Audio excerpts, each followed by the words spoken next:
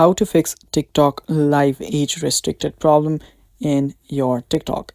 Hello guys, this is Atticus and welcome back to another tutorial video. In today's video, I'll teach you guys how you can fix the live age restricted issue in your TikTok. So let's get started. So if you're facing this issue where you're trying to go live in your TikTok, but due to age restrictions, you're unable to do so, what you'll need to do is open up your TikTok.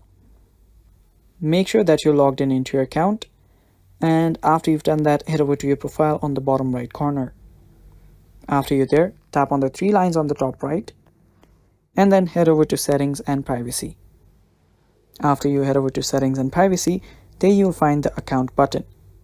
Tap on account and now you're on your account settings. There you'll find account information. Head over there and right there you'll find the date of birth. Tap on date of birth and now you can just change it.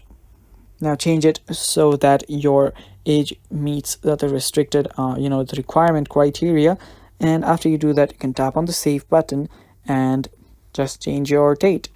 And after you do that, since now TikTok recognizes you as above 18, now you can just go live on TikTok. And that's basically it, guys. That is how you do it. Thanks for watching. Stay tuned for more, and bye bye. Take care.